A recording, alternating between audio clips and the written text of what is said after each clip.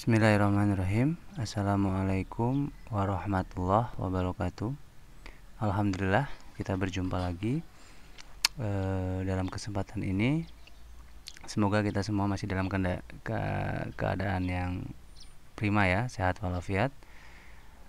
Baik, pada kesempatan kali ini saya akan membahas mengenai mencari solusi dari suatu sistem persamaan linear. Nah, pada video sebelumnya atau pertemuan sebelumnya kita membahas metode langsungnya. Sekarang kita akan masuk ke metode yang kedua, yaitu metode iterasinya ya. Metode iterasinya. Baik, langsung saja. Nah, untuk mengingatkan bahwa untuk mencari suatu solusi ya dari suatu sistem persamaan linear menggunakan metode iterasi, itu ada dua yang akan kita bahas. Yang pertama metode Jacobi dan metode Gauss-Seidel. Nah, seperti yang kita ketahui, yang namanya proses iterasi itu ada dua kemungkinan ya. Yang pertama, dia bisa menuju ke suatu nilai atau tidak gitu loh. Nah, kalau menuju suatu nilai kita katakan konvergen. Kalau menjauhi suatu nilai atau tidak berpola gitu ya, maka dia dikatakan divergen. Nah, tentunya yang kita harapkan adalah apa? Proses iterasinya harus berjalan konvergen. Ya, konvergen ke suatu nilai di mana nilai tersebut adalah solusi dari SPM-nya gitu ya, SPL-nya. Nah, oleh karena itu kita harus mempelajari dulu syarat cukup ya, syarat cukup agar proses iterasi yang akan kita lakukan nanti, entah itu menggunakan metode Jacobi atau metode Gauss-Seidel, itu akan berlangsung secara konvergen ya, gitu, sehingga solusi yang kita inginkan itu nanti akan didapatkan.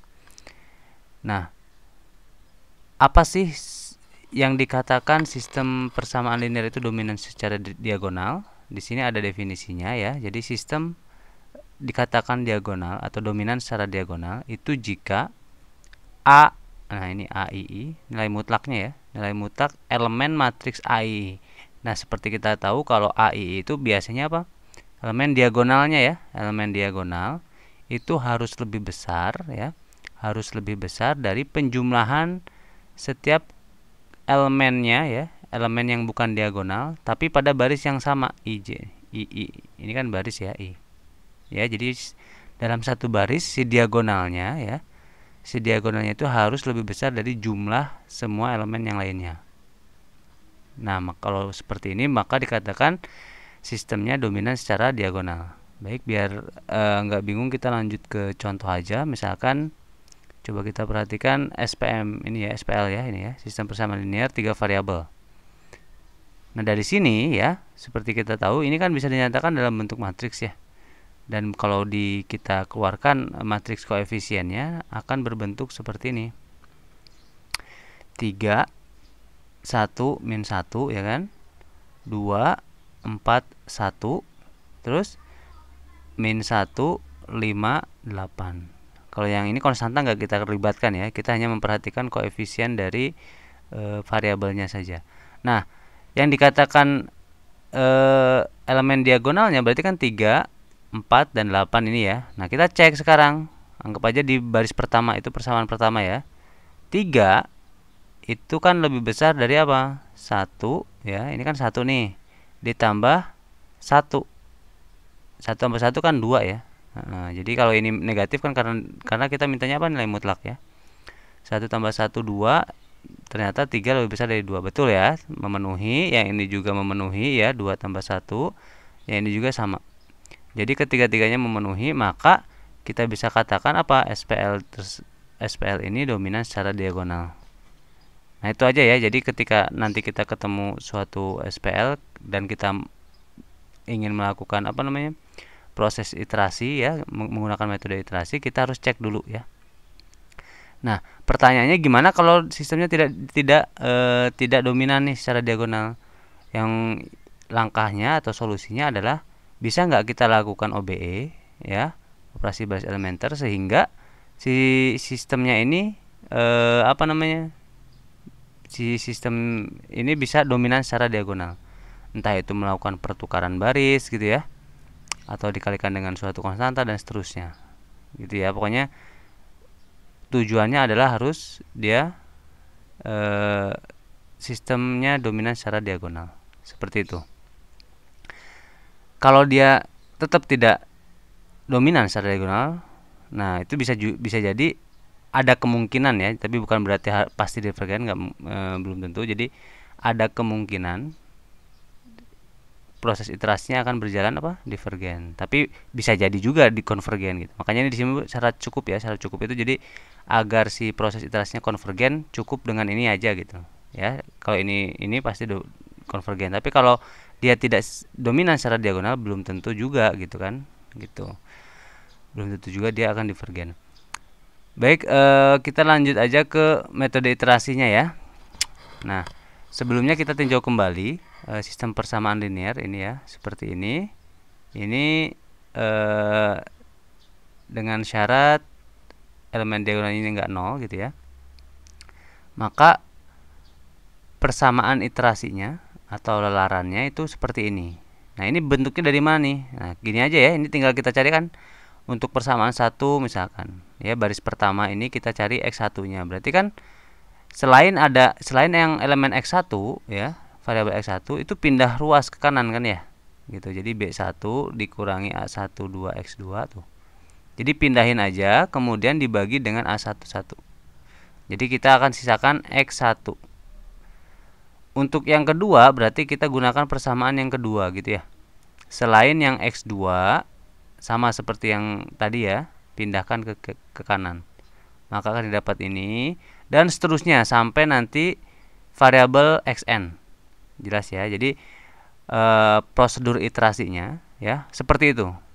Jadi prosedur iterasinya adalah persamaan baris pertama itu untuk mencari x1 tinggal pindahkan. Baris kedua mencari x2 dan seterusnya sampai ke xn gitu ya. Pindah-pindahkan. Nah, jadi secara matematis seperti itu. Nah ini nanti berjalan aja ya, misalkan K0 nih atau K-nya 1, berarti nanti tinggal masukin nilai awalnya dapat nanti dan seterusnya gitu ya. Oke, kita masuk ke metode pertama yaitu metode iterasi. Metode iterasi. Metode Jacobi ya. Nah, misalkan kita memberikan tebakan awal. Nah, jadi kita notasikan tebakan awal atau nilai hampiran pertama itu awal itu 0 ya di atas ini. Pangkat ini berarti menandakan apa? Iterasi ke 0. Ya, iterasi ke 0 itu berarti tebakan awalnya. Nah, tebakan awalnya seperti ini ya dalam metode Jacobi. Nah, prosedur iterasi dalam metode Jacobi seperti berikut. Jadi, kita gunakan prosedur lelaran yang secara umum tadi. Iterasi pertama ya berarti yang x1 ini akan didapatkan nilai hampiran ke satunya dengan cara apa? Ya masukkan aja ya x20 yang tadi ya. Dan nih nilai-nilai pertama tinggal masukkan aja ke persamaan yang tadi, yang persamaan iterasi tadi. X2 iterasi pertama akan didapatkan dengan cara masukkan aja nilainya. Ya gampang ya. Nah, gitu. Tinggal masukkan aja ke persamaan yang tadi. Nah, untuk iterasi kedua berarti hasil dari perhitungan iterasi pertama kita masukkan lagi ke persamaan yang sama ya. Cuma nilai x2, x3 sampai xn-nya adalah hasil dari apa? Hasil dari perhitungan iterasi pertama. Seperti itu ya. Jadi emang yang namanya iterasi itu kan proses berhitungnya berulang ya. Jadi nilai yang sebelumnya kita pakai lagi, hasil perhitungan sebelumnya kita pakai lagi gitu kan, seperti itu. Looping gitu ya. Dan seterusnya ya ini sampai toleransi Galat yang diinginkan tercapai. Nah, ini kalau kita notasikan maka bentuknya seperti ini. Ya. XI K plus 1, nilai hampiran K plus 1 itu sama dengan BI dikurangi sigma ya, jumlah dari AIJ XJ K dibagi AII. Ya, dibagi dengan elemen diagonalnya. Nah, ini adalah prosedur iterasi untuk metode Jacobi. Yes ya. Nanti untuk contoh soalnya kita akan langsungkan saja dengan Gauss-Seidel supaya nanti kita bisa lihat perbandingannya seperti apa. Berikutnya yang kedua adalah Gauss-Seidel. Nah, dalam metode Gauss-Seidel, nilai XI yang baru aja dihasilkan itu bisa langsung dipakai pada persamaan berikutnya untuk mendapatkan nilai xn plus 1. Jadi bedanya kalau yang tadi ya, yang Jacobi itu kan setiap iterasi baru nilai iterasi 1 bisa dipakai di iterasi kedua. Nah, kalau yang Gauss Seidel ini enggak gitu loh. Ini bisa langsung dipakai pada persamaan berikutnya walaupun masih dalam satu iterasi. Contohnya gini, misalkan kita berikan tebakan awal sama ya. Nah, dalam Gauss Seidel itu iterasi pertama, nah ini kan X1. Nah, ini iterasi pertama dapat ya X1-nya ya. Ini tetap sama. Untuk mendapatkan X2, coba di sini. X2 digunakan persamaan yang sama, cuman X1-nya nih. Perhatikan. X1-nya ini kan sudah didapat nih dari yang tadi awal. Maka ini bisa langsung dipakai gitu. Gitu, langsung dipakai aja. Sedangkan yang belum didapat nilainya tetap aja gunakan yang nilai awal. Paham ya? Jadi beda kan ya kalau yang Jacobi itu si X1-nya masih X10 semua kan. Baru nanti iterasi kedua baru dipakai bareng-bareng gitu. Kalau ini enggak, siapa yang dia dapat langsung kita pakai. Dan seterusnya sampai Xn nanti dia kepake semua nih. Hasil-hasil sebelumnya pada Xn dia pakai semua langsung. Ya. Iterasi kedua ya begitu juga sama ya. X2 ini dapat XI 1 2. Gitu ya. Jadi seperti itu perbedaan antara Jacobi dan Gauss Seidel. Kalau Gauss Seidel pokoknya nilai yang baru aja didapat itu langsung digunakan pada persamaan berikutnya. Nah, kalau dirumuskan seperti ini ya. Jadi BI dikurangi sigma ya. Itu tinggal baca aja gitu kan, agak ribet bacanya. Dan seperti itu. Jelas ya, itu yang penting inti dari perbedaan dari Jacobi dan Gauss Seidel udah paham ya, seperti itu. Nah, kita masuk aja ke contohnya ya. Contoh lihat. Tentukan solusi pada iterasi ketiga ya, pada iterasi ketiga untuk sistem persamaan linear berikut. Nah, dengan menggunakan metode Jacobi dan Gauss Seidel dengan nilai awalnya itu 0. Nah, kita akan selesaikan SPL ini.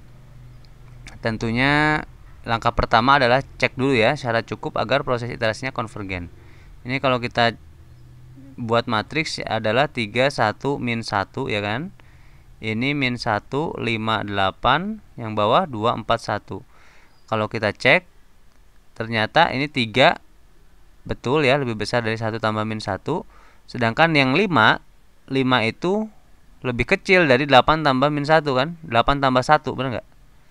Jadi ini nggak dominan nih. Nah, ya kan, ini nggak dominan karena angka dominan per barisnya nih ya. Per barisnya itu 3, ini 8, ini 4. Jadi si 8-nya ada di sini. Harusnya kan di diagonalnya ya. Nah, berarti supaya dia dominan seperti apa langkahnya ya? Berarti kita tinggal lakukan pertukaran baris 2 dan pertukaran baris 3. Nah, seperti ini. Maka nanti kita dapat persamaan SPL yang dominan secara diagonal itu bentuknya kayak gini. Ya, tinggal ditukar aja. Gitu ya. Itu kalau kita menemukan kasus dia tidak dominan secara diagonal. Nah, langkah berikutnya kita tentukan apa prosedur iterasinya ya. Tadi apa X1 sama dengan kayak gitu ya, X2 sama dengan gitu. Nah, ini prosedur iterasinya. X1 sama dengan 1/3 1 dikurangi X2 ditambah X3 dibagi 3 gitu ya. Ini 5 dikurangi 2 karena ini 4/4 dan seterusnya.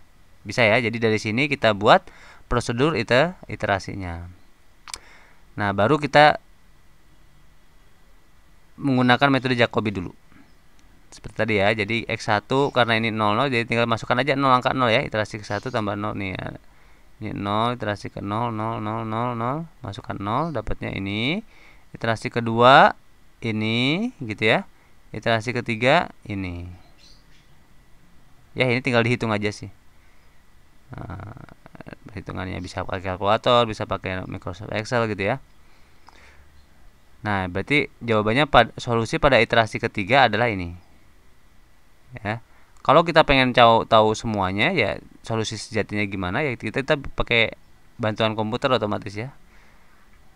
Kalau dihitung manual cangkel lah ya kalau seperti ini terus. Nah, ini nih. Jadi kalau kita gunakan Microsoft Excel sebagai bantuannya ini seperti ini, dapat terus. Nah, ternyata ini kan 16, iterasi 17. Pada iterasi ke-30 itu dia sudah konvergen ya, udah nggak berubah lagi nilainya, maka pada iterasi ke-30 kita dapatkan solusinya nih, ya kan, gampang tuh. Ternyata solusinya berapa?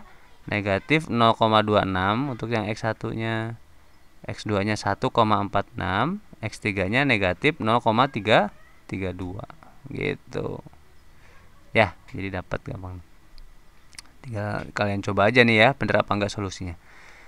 Nah, berikutnya kita masuk ke metode Gauss-Seidel ya. Jadi ingat tadi Jacobi kita perlu 30 iterasi ya. Iterasi ke-30 baru ketemu solusinya. Sekarang kita bandingkan dengan metode Gauss-Seidel. Nah, Gauss-Seidel sama ya, kita masih gunakan apa namanya? Prosedur iterasi yang sama, cuman di sini nanti dia apa? X1 nanti dapat, kita langsung pakai nih. Nih si X1-nya langsung dipakai lagi kan? Gitu. Nanti X2-nya dapat si ini, langsung kita pakai lagi buat X3. Gitu. Iterasi kedua juga sama. Tuh, dapat X1 masukkan ke X2 untuk mencari X2. Dapat X2, masukkan si X1 dan X2 untuk mencari X3. Pada iterasi ketiga seperti ini. Ya, jadi pada iterasi ketiga dapat solusinya negatif 0,1466 dan seterusnya. Nah, kalau kita cek menggunakan Microsoft Excel, dapatnya seperti ini. Dia konvergen. Nah, pada iterasi ke-14. Jadi, kalau kita bandingkan ternyata ya Gauss-Seidel lebih cepat konvergen ya. Lebih cepat konvergen dibandingkan metode Jacobi. Ya, dengan solusi yang sama ya, negatif 0,26, 1,46 dan negatif 0,332. Jadi ini iterasi ke-14 sudah ketemu. Nah, seperti itu ya, itu gambaran kita untuk menggunakan bagaimana menggunakan metode iterasi dalam menyelesaikan sistem persamaan linear. Nah, silahkan nanti dicoba untuk kasus yang lain, mungkin bisa variabel yang lebih besar gitu ya, karena emang numerik itu untuk membantu kasus-kasus yang secara analitik sulit untuk dipecahkan gitu ya. Seperti kalau dalam SPL mungkin yang sulit dipecahkan itu kalau jumlah variabelnya lebih dari 3 gitu kan. Nanti kalian bisa digunakan metode iterasi ini. Baik, mungkin pada kesempatan kali ini itu saja yang bisa saya sampaikan. Semoga bisa dipahami. Terima kasih atas perhatiannya. Wassalamualaikum warahmatullahi wabarakatuh.